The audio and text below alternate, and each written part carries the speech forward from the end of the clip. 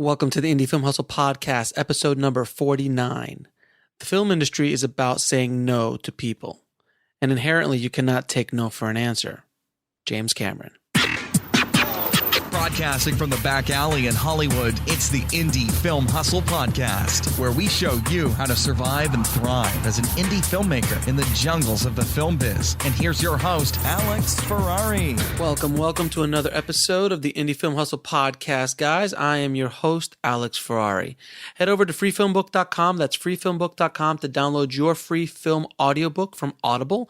And today's show is sponsored by USC Film School's only online course, Directing the Actor, taught by the amazing Nina Foch. You can download that at indiefilmhustle.com/USC. Today, guys, we have Stephanie Palmer on the show. She wrote an amazing book called Good in a Room, How to Sell Yourself and Your Ideas and Win Over Any Audience. She is a very, very cool lady. She has a heck of a bunch of cool stories. We talked about being an intern on the set of Titanic, which she was also a drug mule, or a mule, not a drug mule, but a mule of some sort. We'll go into that story later. She's also worked on amazing films like Legally Blonde, one of my favorite, Armageddon, Con Air, and also worked for Jerry Bruckheimer Pictures, where she got a lot of experience, as well as being a director of creative affairs at MGM, where she listened to thousands of pitches over the course of her career, where she then decided that this was a space of the film industry that needed real help, because people really had no idea how to pitch themselves, how to pitch their stories, how to pitch their screenplays, how a director could pitch their vision for a film, all of those things. So she put it all together in a book and has now made it her lifelong mission to help people, not only filmmakers, but people to help show them how to sell and pitch their ideas. Now, one thing that went a little bit wrong technically on this episode is I was barely able to get Stephanie on the phone. She's very, very busy, and I was only able to get her over the phone. So the audio quality is going to be a little bit less than you're used to, but still very acceptable. But the information on the show is remarkable. So sit back and enjoy my conversation with Stephanie Palmer. Stephanie, thank you so much for being on the show. I really appreciate it. Can you tell me a little bit about how you got in the business? Sure. I started as an unpaid intern on the movie Titanic when I was a senior in college, and then I moved from that job to being an assistant at Jerry Bruckheimer Films, and I worked on movies like Armageddon and Enemy of the State and Con Air, and I was assistant to the president, so we were involved in all aspects of development and production. And then I moved to MGM as an assistant, and then got promoted to the story editor, where I was in charge of supervising the staff of readers and making sure that all of the scripts that came into the studio were properly handled. And then after that, I got promoted to being the director of creative affairs, where my job was basically to help determine which projects we wanted to purchase, develop, and produce. So I read lots and lots of screenplays and heard lots and lots of pitches. Okay. Now, now you just dropped that little, but like you were an intern on Titanic, so I'm not going to let that go. Sure. Please tell me a little bit about that experience. Well, I can tell you that my first job on that was to drive boxes that I was not to open over the Mexican border because I look like a nice, innocent girl from Iowa, which I am, and I think the production staff thought, well, she's not going to get stopped by Border Patrol. In retrospect, I never should have done that, and I would not do that again. But as I was a college student and desperate, like, wow, I don't know anything. I'm going to be on this giant movie. How exciting. I'll do whatever they ask me. That was my first job. Wow. So you were a mule, basically, is what you're telling me. Pretty much, yeah. I truly don't know what was in the boxes, but it was very clear I was not to know. To this day, you don't know what's in those. I have no idea. Yeah, no. Mm-hmm. and I had a few friends of mine who worked on Titanic too, and I've heard the legendary stories of Mr. Cameron and how he was back then. I'm assuming you can concur. Yes, I mean the funny thing is I one of my jobs was also to be in the production office and just be basically like a runner or anything that they needed. And so I did my best to just disappear when I would be there unless there was something that was needed. And it was pretty amazing to get to sponge in that information and see how decisions were made, see whose opinion was listened to and who was ignored, just to be sort of in that pressure cooker of so many decisions happening. I mean, there was so much at stake at that time. Okay. No one thought they were making a huge financially successful movie. Everyone thought that it was going to be the most expensive movie ever made, that bombed. Right. Yeah, I've heard. Yeah, I mean, we've all studied and know that story quite well. But it's so interesting to hear. It's so interesting to hear from somebody who was actually inside the belly of the beast. And someone so young, like you, just starting out. It's not like you were a seasoned pro in the belly of the beast. You were a innocent little lamb in the middle of. Yes, I was totally innocent. Don't misunderstand me that anyone was consulting my opinion on certain things. Of course. I mean, maybe what kind of cups we should have, in the coffee machine or something. But was I physically there, and did I get to witness, get to be on the giant set where on the water where one side looks like the Titanic and the other side is a giant construction site with the big, industrial cranes and elevators and all of the extras speaking Spanish in their beautiful, Titanic gear, playing cards and drinking soda and whatever. Amazing. I mean, it was very exciting. So, so you go right from Titanic, then I guess you go to another small company like Jerry Bruckheimer. Yeah. Which is, and you become an assistant there. Can you tell me what you learned while being at that company, which is obviously in its heyday, and he's still very big, obviously today. But there was a moment in time for about 20 years or more that Jerry was making some of the biggest movies going out in Hollywood. Yeah. So, how was it? What did you learn from that experience? It was fascinating. The best part of my job was that I got to listen in on phone calls, and it was my first experience realizing that it's a common Hollywood practice where executives would have an assistant, and the assistant is listening in, on both sides. So there'd be two people having a conversation, but there's actually four people listening in. That's a standard practice, but it was fascinating to me that I got to really listen into all the negotiations and all the pitches and any, rolling calls and placing calls for my boss, and just really getting to see how deals happen at that really high level, because obviously, at that time, but still is definitely the case, people want to be in business with Jerry because he gets movies and TV shows made at a very high level. So at a very high level. People want to work with him. Exactly. Yep. Oh, absolutely. Yeah, I remember the first time I was on a call with an executive, and that happened to me. Like the assistant just like, he's like, "Hey, Tom, did you get that?" And just Tom pops in. I'm like, "What the hell just happened? Was Tom listening to this the entire time?" And the charade, it's so silly that the charade that people pretend that the person isn't listening in, but they both know that they are, and it's so silly, but yes. It is. Now, while you were at Jerry Bruckheimer's company, did you hear any pitches that turned into a movie that we might know, or a TV show that might know? Sure. Remember the Titans was pitched while I was there. Coyote Ugly was pitched while I was there. Is it called Down and Under? I'm thinking there was a Scott Rosenberg Kangaroo project. I've blocked it from my head. Whatever that one was, that was pitched. Jerry McDonald was in that, right? That one. A lot of his TV division was basically just starting at that time. Okay. So they just kind of exploded out of the gates. So a lot of the TV shows were pitched during that time, and they just have a huge development slate. So there were always multiple projects that, from deep development, pre-production, in production, and post-production, basically all happening at the same time. So you exactly. I was going to say, at an early part in your career, you had access to basically the upper echelon of Hollywood, essentially, whether you being an intern or an assistant. You were playing with the boys, not maybe at their level yet, but at least you were there. You were a fly on the wall, and that must have been invaluable. Absolutely. It was an incredible experience. Mm-hmm. Now, let me ask you a question. You've heard thousands of pitches, I'm sure, thousands and thousands of pitches over the years. Why do some pitches connect and others don't? Is there a secret sauce of some sort? I think that there are some things that people do well when pitching that anyone can implement, and it doesn't matter the kind of project that you have. I mean, some projects are naturally more easily pitched. You know, a lot of comedies are generally easier to pitch, or movies that are simpler in plot than. We'll be right back after a word from our sponsor.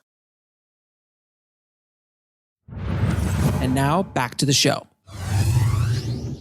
Character-driven pieces or multiple storylines that are, you know, interwoven. Some of those projects can be a lot harder to give a verbal pitch for.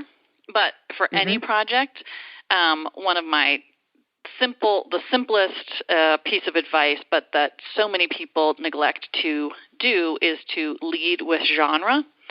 So if you're going to give a verbal pitch, it's that genre that gives context to the listener. And without that crucial piece of information, it's easy for the person who's hearing the pitch to make incorrect assumptions about a story and get confused. So, for example, if a writer tells me that he's got a story that involves the CIA, I could assume it's a thriller like 3 Days of the Condor, when it's really a drama like The Good Shepherd or a comedy like Meet the Parents. So simply saying my project is a romantic comedy or my project is an action thriller is my first tip. It's so simple. It's something that anyone can do, but it's shocking how rare that is. Really? Like people just start going into their story and not tell you the context of their story, because you could go into a CIA thriller and then it's spy. There's a spy. They start talking all about the spy, and then the spy starts. So you either think it's a drama or a thriller or a comedy, but then whatever you think, the character starts acting in a really ridiculous way, and you're like, "What are they talking about? Why are all these people dying? I thought it was a comedy," or vice versa. Right. And so just simply describing the genre at the beginning is key. Okay.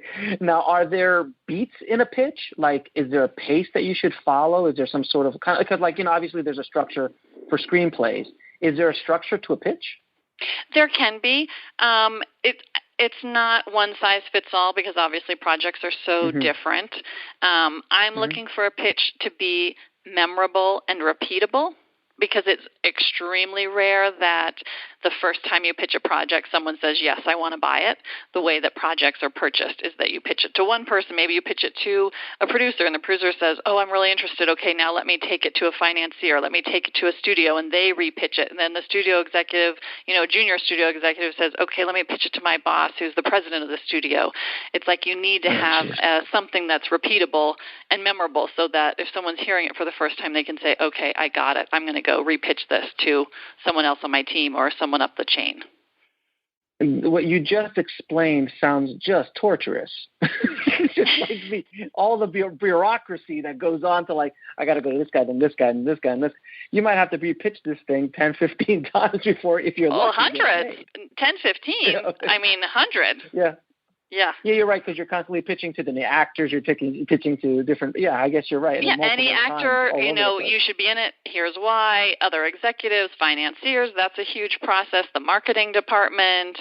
All the way. And at the end, a lot of times, if it's a really good pitch, it's that same pitch that's frequently used in the trailer to pitch the movie to a potential audience. So pitching is basically a skill set that most people don't have, and it's probably one of the most crucial in filmmaking in general. I think it's the second most crucial. I think, one, you have to be able to write. If you're a writer, you have to be able to write. Without that, there's nothing. But if you have that skill and that talent, the next most important, as far as having a successful career, is being able to pitch effectively. Now, because the people who are good in a room, like if there's two people who have an equally beautifully written script, the person who pitches it more effectively, their movie's going to get made. They're going to get hired. It's all about marketing, and this is just another form of marketing. Marketing it is. The idea of it's you're basically marketing the idea. Exactly. That's basically what a pitch is. Mm-hmm. So how long do you have as a general statement to grab someone with a pitch? Do you have 30 seconds? Do you have a minute? Or before they just start tuning out? Like, how long do you really have to grab somebody? Or is it just varies per person, I guess? I know that I don't have a specific number. I feel like it's under 90 seconds. I mean, it's amazing how long 90 seconds can be. Like, for example, I'm going to be leading the pitch conference at the American Film Market this Saturday. And I just this week have been reviewing. So anyone who wants to pitch from the stage submits a video and to me, and then I review them with this other panel, and we decide who's going to pitch from the stage. And those pitches are limited to 2 minutes, but it is amazing how long 2 minutes is. I mean, it is so hard to pay attention for a 2-minute pitch. Yeah, I could absolutely. That's sad in many a film festival, watching a short film sometimes, and you just or features, and you're just like, oh my God, just stop. Yes, exactly. No, please, this is the longest 20 minutes, longest 5 minutes of my life. Right, and you want it. Yes, you want it to be great, but 2 minutes can be very, very long. So the goal for an effective pitch is really to pitch it as simply and as short as you can make it, that still conveys the idea clearly. Now, what most turns you off about a pitch? I mean, if there's nothing that makes you care about any of the characters or want to find out what's going to happen. I mean, I think the surprising thing about a lot of pitches is just how when that people are so close to their project, they love it, they know it so well, that they have lost perspective on what someone who's hearing it for the first time needs to know to be able to understand. I mean, a lot of pitches are totally incomprehensible. They're all over the place. You really can't say, if someone will finish pitching, you'll be like, I have no idea what you're talking about. Who is the main character? What is the setting? What happens in the story?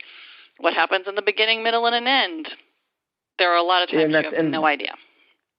It's because writers, they just know the story so well that they assume certain things as they're pitching and forget those little details. And it's totally understandable. Yeah, completely. It's totally understandable because you're so close to the characters, you're so close into all the details, but you forget, know the characters so well, but the audience or the person listening is hearing that for the very first time. Right, exactly. Now, this is something I know a lot of people don't do, and I'd love to get some insight from you what they should do. What kind of research should a writer or filmmaker do on a company or an executive before they pitch the story? Great question. This is so key to having a successful pitch. It is figuring out basically any individual company, studio, production company is looking to replicate their past success. So if they have had a movie or TV show that has done really well, the more that your project can be, if it's in a similar genre, that's great. If it has a similar main character or milieu or budget range, even anything that's similar to what they have done in the past that has done well, it's just going to increase the odds that your project will sell. It doesn't mean that they're looking to make the identical movie again, although frankly, sometimes people are. It's more like, are we well, talking gosh, about Hollywood? I know. It's more like, hey, they really figured out how to market this indie thriller, or they really figured out how to market this mainstream high school comedy, and so they know what that audience is looking for. They know the channels to get this out there. They know what it takes, and so they already are looking for, okay, we figured it out with this one. Now where's another project that we can release next year at the same time for the same audience that's going to deliver the same experience that this previous success did. So and a lot of times people just go ahead. No. So a lot of times, a lot of people will, some people I'm imagining would have at some point in time have pitched horror movies to Disney. Oh, absolutely. Definitely. And that's just lack of research. Yeah. And so it's figuring out what has this company done in the past? What do they currently have in development? Anything that you can find out about the specific people that you're meeting. One of the questions that I like to ask in a meeting is, what's something that you're excited about this year? Or something, a sort of open-ended question that gives the executive or the producer that you're meeting a chance to brag about something that they're working on. Like, oh, we just made this big deal with this project. I'm really excited about it. But it also gives you insight into what's working well for that person. We'll be right back after a word from our sponsor. And now back to the show. So if there's a way for your project to have similar themes or similar budget or similar time frame or any of the aspects, you can tell what's important to the person by asking them to brag about themselves, basically. That is a beautiful tip. It's a really, really beautiful tip, because that is, anytime you can have somebody that you're trying to pitch feel good about themselves and talk about themselves is a good They're just going to like you. They'll like you because you're making them feel good about themselves. It's communication 101, but it's something that a lot of people don't do. So can you talk a little bit about the business side of being a writer?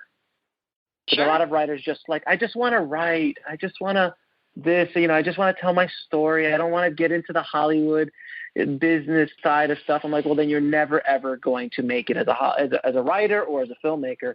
So can you talk a little bit from your perspective of writers, because I know you work a lot with writers, what they should do, how should they structure their career, how should they come out to the town, what kind of projects things like that. Sure. Side. I'm happy to talk anything business. I'm happy to talk money. Anything you want to talk about, I'm happy to talk about it. Great. For me, for writers, the biggest mistake that I see many writers who want to break in do is that they have they know that they need to have more than one project, or a lot of people know that. So, which is the case. You definitely need to have a minimum 2 to 3 really polished projects before you start marketing yourself and really try to break in. It's not a business where it's going to be a one-hit wonder. Like, people always say to me, "Oh, I'm willing to be a one-hit wonder. I want to be a one-hit wonder," but that really isn't possible. Right. It's too competitive. It's too competitive, and people need to know. Agents are only interested in working with people who are going to have enough longevity and enough projects to be able to sell multiple projects, because the first projects rarely sell for very much, so the agent makes very little money at the beginning. So they want to know, I'm going to be with this person and representing them over a period of years and the number of deals to make it financially worth me investing in this person. So there really isn't the way to do it as a one-hit wonder in general. But as I was saying before, the biggest mistake that I see a lot of people make is that they write a bunch of different projects in different genres and also different mediums. Like, they might have a TV show, they might have a reality show, they also have a indie thriller, and they have a studio comedy. And they believe or they think, okay, this is really going to show that I have a lot of range and I can write a bunch of different things.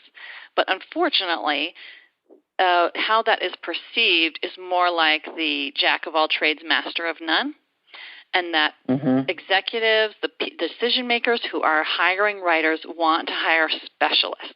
Like, they want to hire the person who knows everything that there is to know about comic book movies for their comic book movie, or they want to hire the person who has watched every horror movie, knows the ins and outs of everything that's coming out in the future, has been done in the past, what are the classics, and make sure that their horror movie really delivers for that, the horror fanatic audience. They don't want someone who, they're not looking to hire someone to write a bunch of different projects. It's really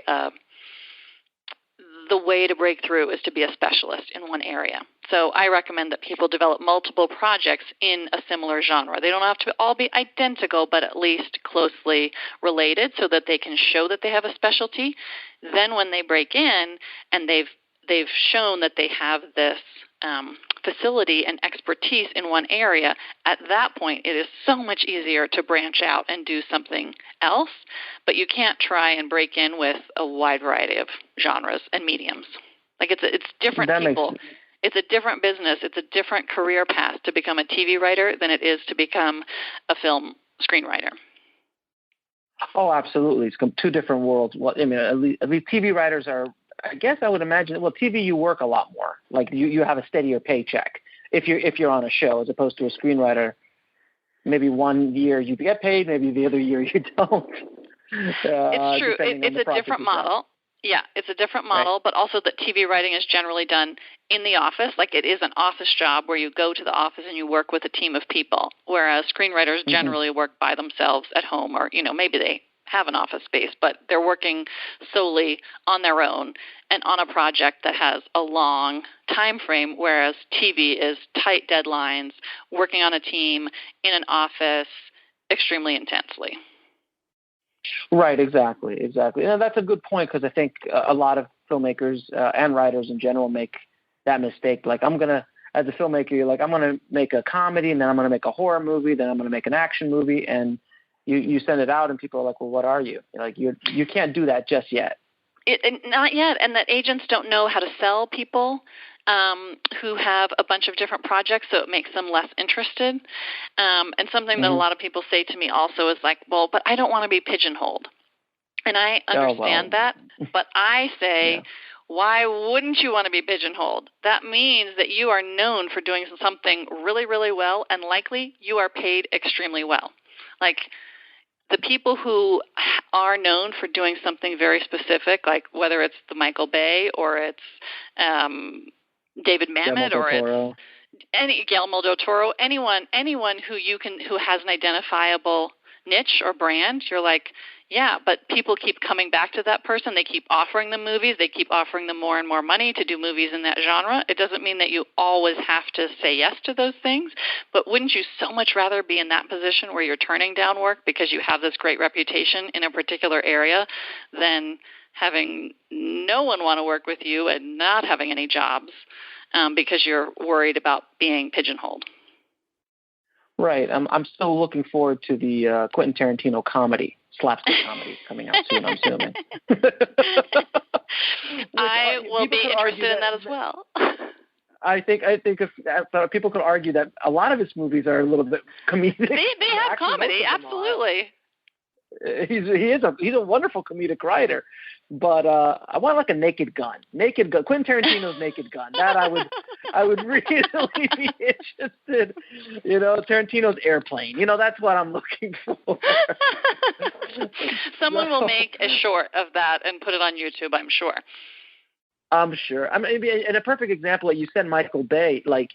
Michael Bay is Michael Bay, and he's great at what he does. He makes amazing, pretty pictures. If you like him as a filmmaker, you don't like him as a filmmaker, at least he is known for doing that. You can't argue that his images are just stunning. Like what he puts on the screen, they're stunning. And honestly, there is nobody else in the business who does what he does. Like they call it Bayham. It's an actual term for it now. Right. It's like, and when anytime you get like a Tarantino-ism, when you get to that level of specialty, and a Woody Allen-esque or Robert Altman-esque, yes, then you have arrived at a certain level in your career where like that's a niche, that's the specific thing they do. And now look at Spielberg, for God's sakes, who started off in a horror movie basically. That's a horror thriller with Jaws, and that blew him up. He did a couple before that, but Duel was similar, and then he kind of branched off into other things. But it took him time to get out of that. And then we won't talk about 1941 because he doesn't like to talk about 1941. So let me ask you, what inspired you to create Good in a Room and give back to writers and filmmakers? Well, I had been an executive for a number of years, and I felt I had gotten to work on all these different projects, and I really liked the production process, and I loved the development process, but the life of being a studio executive is very stressful, and there really aren't breaks. I mean, it's a job where you have to be on call 24 hours a day, and I just sort of saw my future and thinking, how much longer do I want this to be my day-to-day existence? And I knew that the end was coming. It wasn't something where I said, okay, now I want to move up and be work my way up to being a studio president or CEO, something like that. It just came to a point where that wasn't the lifestyle that I wanted to have. And so I was thinking, well, how can I take this experience that I've had and take the best part of my job, which is working with writers? That's the part that I love and would do all the time, anytime. How could I make that what I do on a day-to-day basis? And so I thought about it for a while and took some business classes and decided that I would start a consulting firm. So when I left MGM, I started Good in a Room, and it's now been almost 10 years, which is hard to believe. And wow. I That's started impossible. working. You're 21, aren't you? Yes, I am, absolutely. But I'm aging backwards. So I started working one-on-one. We'll be right back after a word from our sponsor. And now back to the show. Just coaching writers who were pitching projects, and out of that I was interviewed on some TV shows and got a book deal, and so I wrote my book also called Good in a Room, and that was published by Random House, and then continued to expand my consulting business, and now have created some online courses just because I knew that, well, one, I can't consult with everybody that wants to just because I'm one person, and it's not a scalable business to work one-on-one. I can only meet with so many people in a day. And then that I also wanted to make the information that I share in consults in helping people pitch more effectively and sell their scripts, that I wanted that to be available to people wherever they were in the U.S., especially if they didn't live in Los Angeles, since for a lot of people, I know living in Los Angeles isn't possible, but they still want to get their work considered. And so I've created an online course that is called How to Be a Professional Writer, and it is a series of videos and ebooks that people can work through to really see how projects are sold, what they need to do to get their work considered. Very cool. Very cool. Now, can you tell me a little bit about, because I saw online a video of yours that you were talking about your experience pitching Good in a Room to the publishers. Yes. Can you talk a little bit about that experience, which is ironic but yet very entertaining? Well, so I was interviewed on NPR's The Business, which is an awesome show that's still going on. It's still on the air or on the radio. And after I was on The Business, I got a phone call from an agent, actually one of the biggest book agents in the world, even though I didn't know him. And he said, I think that what you have is worthy of being a book. I think you should write it. Why don't you write a book proposal and then come to New York, and I think I can help you sell it. I was like, this never happens, but amazing. Great. Okay, I'll do it. So I ran out and got every book about how to write a book proposal and put together my proposal and went to New York. Was all excited and got into the first meeting with publisher, and they were asking me, sat down on the couch in the meeting, and there's the executives, and they're like, so tell me about your book. And I just totally froze because I had not ever been in the position of being the writer actually pitching. I was always the person on the other side of the desk asking the questions of the writer. And so even though obviously my book is called Good in a Room, in that first meeting, I absolutely wasn't. It was mortifying. And then I went back to my hotel room and got my act together and was like, oh my gosh, that's horrible. And thankfully I had other meetings that week where I, focused on, I got my materials together and I then was able to deliver a good meeting. But it was kind of a shocking role reversal that you would think I would have known ahead of time, but it all happened so fast that I was caught off guard. You were caught off guard, and then thank God your book's around now to help people like yourself.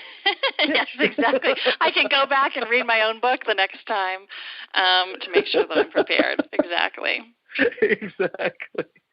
So when you were at MGM, you were basically the gatekeeper, right? The first level of getting movies made, right? Yep. So can you tell me any funny stories of a pitch that you were just like, what is this? Well, there were certainly people who would come in costume. There was one gentleman who came wearing only a diaper and holding a large samurai sword That stands out. I love that movie. I love that movie, by the way. That's one of my favorite movies. The Diaper Samurai Sword movie. I love that. There also was a couple brother-sister writing team who were pitching a romantic comedy, and they were acting out the main characters until the point that they were leaning in for a kiss. Oh. They didn't kiss, but it was extremely uncomfortable. There also was this poor gentleman who was so nervous, and I think he'd been drinking, but he left. He was so nervous and sweaty that he left a writer-shaped sweat stain on my couch. That's brilliant. You should write a book of these. Oh, dear. Good in a Room, the second edition. It would be called Bad in a Room. Yes. Bad in a Room. Yes, it's a sequel, Bad in a Room. Oh, that would be brilliant. Wow. So I'm assuming that people that come in costume, that's not a good sign, or is that have you guys gotten? Did you get anything it's funny. good from that? I generally don't like gimmicks like that. I mean, I think because really especially at the studio level, if you hire this person, it's going to be for, a minimum of about $100,000. You're going to be working with them over a year. It's not like you just buy their project and then say sayonara and never talk to them again. You're going to be developing the project with this person, and so you want them to be a professional. So in general, I'm not a fan of gimmicks, but there are times, and there certainly are stories of people who have brought in some sort of prop or video reel or something that really tells the story in a unique way. So it's not that I can't say no visual aids ever, but in general, things that are gimmicky don't really, in my opinion, don't really help the story. You want to be able to tell the story in a really compelling way that the executive can see the movie and then say, yes, this is a movie I want to see. Now, you brought a good point up when you said video reel. Are there times where people come in and use video as a pitch tool, like they literally just play a DVD of like a story? Either how would that be? Is it proof of concept? Is it them talking? Is it animatics? What all of the above. It's visual aids, if they have any sort of animation or there's some sort of creature or they want to show a sense of, especially if they want to direct, certainly that's even more common. But people are doing more and more demos to prove the concept that they're pitching. This is also can be kind of a slippery slope because, especially at the studio level, people have such high expectations for production value that even though it may be amazing, and it is amazing the things that filmmakers can do, from their home computer, it may not live up to what a studio can do because their budget is just so obscenely high for creating, a trailer or a proof of concept reel or something. But there definitely have been people who can create something that's really compelling and they need to show it in video for a movie to get made, and that does happen with some frequency, certainly. So I don't know if you knew this, but I come from a post-production background, and cool. I've been a VFX supervisor and post supervisor and all sorts. Everything in post I've done at one point or another. And indie filmmakers many times you were saying the high level of production value.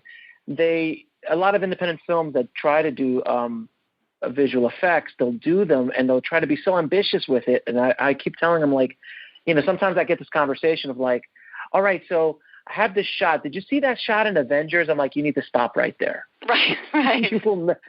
You can't afford craft services or the coffee budget Avengers. Okay. Right. Just let it go. You need to do something that's within the realm of doing what you can do very, very well, as opposed to trying to be so ambitious.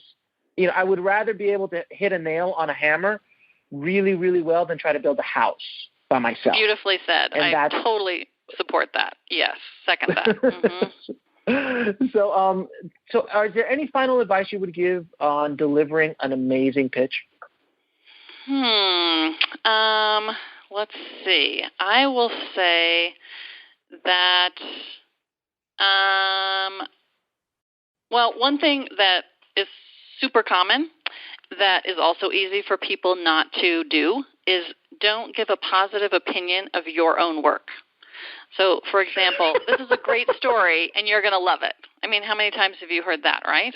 Or this is going to be amazing, right? So just like every parent, including me, thinks their child is brilliant and every dog owner thinks that their pet is adorable, it's expected that you are a fan of your own work. But some other things to say, not to say besides you're going to love this, or like don't say this will be number one at the box office, this is going to win the Oscar for Best Picture, this has great international appeal, it's really, really funny, it's commercial, any of that sort of stuff. Instead, let the listener form their own opinion.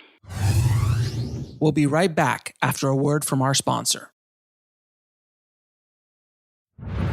And now back to the show. That's excellent advice. Now, when you're talking, you brought a question to mind.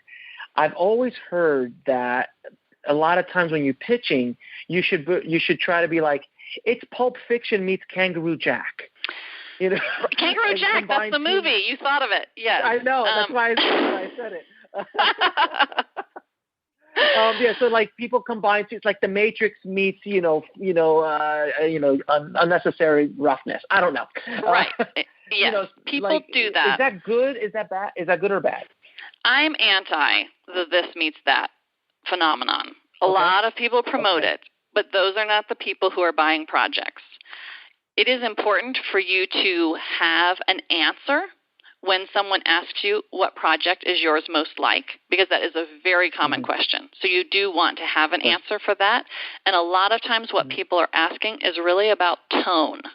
Like how broad is the comedy, or how severe is the violence, or how serious is the sex? Is it just lightheaded, or are you really seeing, penetration or whatever it is? So they're really asking about tone. But people often misconstrue this to think that it's about plot or about characters. And so if people lead with a this meets that, what often happens is that the person who's listening is going to be going along sort of ticking in their mind, how is this most like Pulp Fiction? How is this like Kangaroo Jack? Where's the kangaroo? Where's the whatever? Instead of listening to the story as an original idea, they're just like listening to it as a hack of these two things. And I don't think that's the best way to present a project. And so often the way that people choose this meets that, I mean, they're totally bizarre and totally off, so that you're sitting there listening and you're like, this is nothing like Kangaroo Jack or whatever it is. That's not – so do have an answer for what your project is most like, particularly regarding the tone, but don't lead with a this meets that. And if you do have that title or that movie in your back pocket, try not to choose a movie that's bombed. Yes, definitely. Correct? Oh, it's absolutely. Really like and I'll Howard say, the Duck. It's really like Howard the Duck. Right. I mean, in my first studio meeting when I was an executive, and I had found a project that was really like Election. You remember the Reese Witherspoon? Yeah, of course, yeah. I mean, Election's a great movie. So I was like, this is going to be the next Election. And my boss looked across the table at me, and he was like, never say that movie again. I was like, okay. Because they might have not liked it. Because it was a box office bomb. Yeah, it bombed. Right. Even though it's a terrific movie, I think. So, yeah. Only keep your references to things that have been financially successful. If you're talking to anyone who's a potential buyer, investor, financier, that's what they're looking for. That simple tip could save people, because I've had people pitch me things, and they're like, it's kind of like Howard the Duck. I'm like, stop. Why? Why would I want to do that? Right. Yes. Howard the Duck is a genius movie. It's very underappreciated. I'm just saying. But, okay, so my last two questions are the most hard-hitting and tough, so prepare yourself. I'm ready. What are your top three favorite films of all time? And what is one of the most underrated films of that you've seen? Oh my gosh, these are hard hitting for me because I'm really terrible at this kind of question because it's constantly changing. And every time I say an answer after I hang up, then I'm like, oh, I didn't give the right answer. I will say E.T. is one of my favorites. E.T. at the moment, Father of the Bride. I know it's no. Best movie ever made, but it's just a classic that's playing around in my house at this moment. And God, I really am totally drawing a blank. I mean, I'll watch Pulp Fiction any day. I mean, there's never enough time to watch that a zillion times. And underappreciated, let's think. Trying to think if there was like a movie. Election is one of them. Election, sure. I mean, I think that's totally underappreciated. I love that movie, and I would watch it again right now. It's been years since I've seen it, so actually I wonder if it still holds up, but I bet it does. Right. Right. And I think we could both agree that Pulp Fiction would have been better with a kangaroo in it, obviously. So I'm just saying. Jerry missed out. I'm just saying. Yeah, really. Mm-hmm. So where can people find you? I am easily findable on the web. My website is goodinaroom.com, and I have lots of free resources available for filmmakers, lots of screenplays people can read, and also articles for people to help who are going to be pitching a project, to give them advice about what they should and shouldn't do. So goodinaroom.com, and I'm also on Twitter at goodinaroom and have a Facebook page also called Good in a Room. Great branding. Thank you. It's consistent, if nothing else. Exactly. Stephanie, thank you so much for being on the show. I really do appreciate it. It is my pleasure. Thanks for having me. I don't know about you guys, but I'm going to be working on my pitches going forward. After reading her book, Stephanie's book, Good in a Room, I really realized a lot of the things I was doing wrong in doing my pitches. And pitching is just such an important part of filmmaking.